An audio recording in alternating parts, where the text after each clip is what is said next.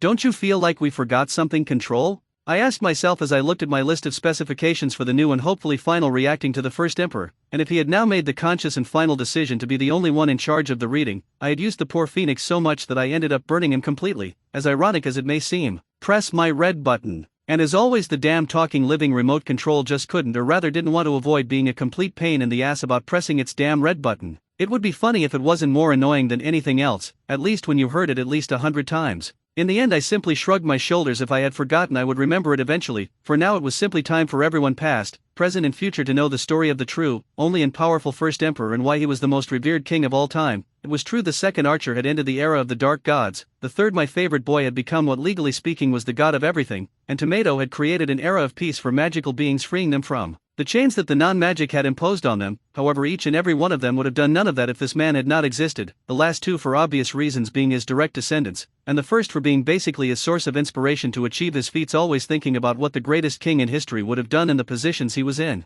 Yes, that will be glorious. And with that I snapped my fingers and it was time to get started with this whole mess. XXXXX. That was the only thing that could come out of the mouths of several people, and entities of all kinds, once they realized that they had been brought to a kind of theater where there was a statue of a single person standing imposingly contemplating the world as if it belonged to him by right. At the feet of the same statue was a solid gold plate where it was clearly written who this man was, for those who did not know him, of course. Father of all legends, true and only king of all kings, unifier of the world. It was a small and unclear message, but for the many people who knew that man and knowing who he was and what he was like, they couldn't help but smile at them. However, that didn't take away from the fact that right now they all had a doubt. Where the hell were they? I mean, each and every one of them was doing their things and duties, or ignoring them in some cases, when out of nowhere they had simply appeared in this place without having the slightest idea of what was going on. They had been informed, thanks to my beautiful self-explanatory button, about what they were doing in this place. They were going to react to the story of the first emperor, the man who unified the entire world under one people, for those of the elemental continent, or Australia as those from the great outside called them,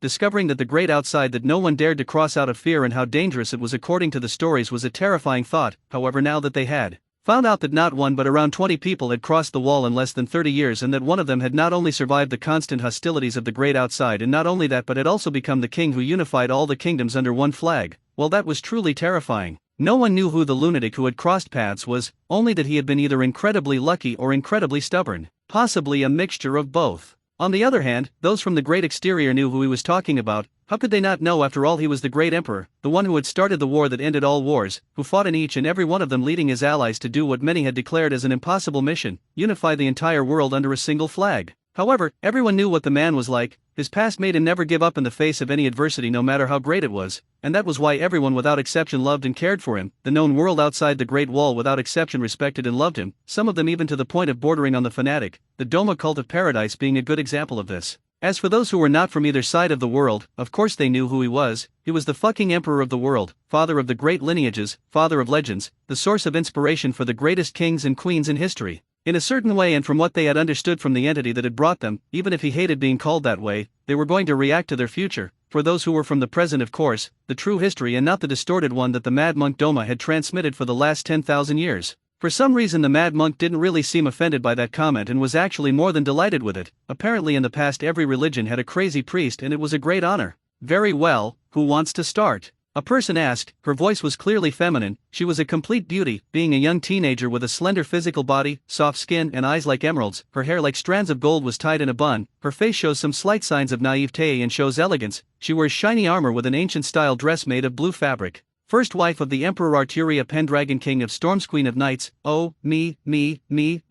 And as it could not be otherwise, Mordred was her mother's #1 fan, and as much as it hurt Doma, she wanted to be the one to read the story, not the complete one of course, but the first chapter. Mordred, you can't read, Arturia reminded her daughter, who simply pouted. And from here the Imperials simply began to argue about who should read. Well, almost everyone Gilgamesh couldn't give a shit who read or not. The most glorious thing of the man who saw him as the son he never had already happened. The battle of 40 days and 40 nights had been simply difficult to overcome, even if Ragnarok gave it a good run for its money. Whatever they were about to see, how their future was lesser in comparison to that glory. I don't understand how the hell a man had the balls to face the world and unify it. Damn, that place is full of war, chaos and death, hundreds of times greater than our side of the world. It should be impossible to unify a place like that. The Rakage spoke. Oh please, alliances have arisen several times, they just don't last very long since no one had the strength that my friend has to force them to be fulfilled in their entirety. and no one has been as respected as he has been, not to mention that, in more than 1,000,000 years of history, do you really think that something about the unification of nations of the past hasn't been lost in history?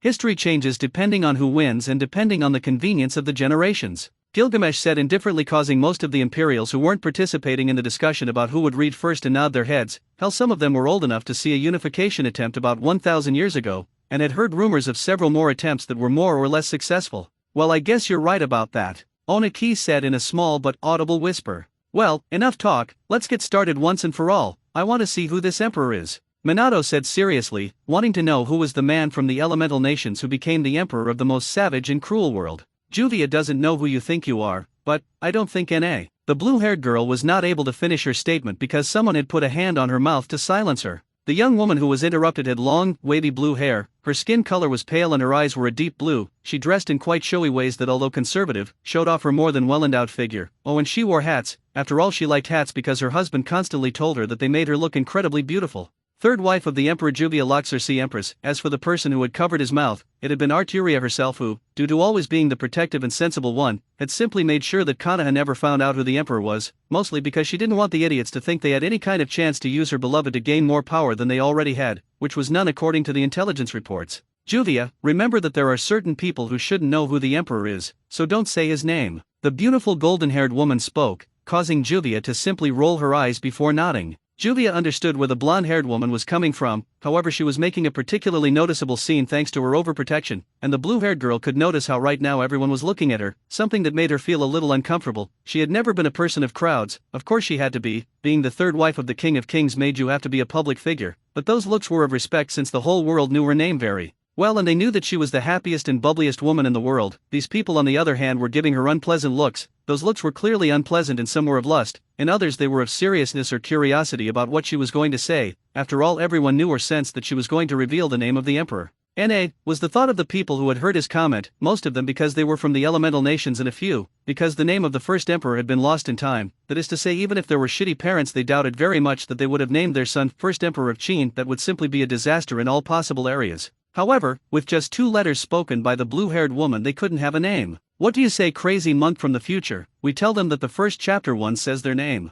The Doma of the present, who had gotten the book while his companions fought to see who read it, couldn't help but ask his version of the future. I don't know about the mad monk from the past. The one from the future chose to act as the sensible one of the two. After all, he felt that it would be funny if one of the 2 mad monks' Doma was a sensible and rational person, and he, being the one who had lived the longest, was the perfect candidate. Well, he was also the most suitable to be the senile one, but without a third mad monk Doma there was no way for him to act as the senile one. Oh shit, there are 2 of them. The Imperials couldn't help but scream when they saw that they now had 2 rainbow-eyed madmen. He would find it terribly funny. Juvia, on the other hand, knowing her beloved's sense of humor, couldn't help but think that her beloved would find this terribly funny. He would probably end up killing one of the 2 if he were here. Of course, just one Doma was annoying enough, but that didn't change the fact that he would find it terribly funny. We'll let the idiot read. I really don't want to waste any more time, Gilgamesh asked, earning nods from each and every one of the Imperials. They really didn't feel like continuing the discussion. End of chapter.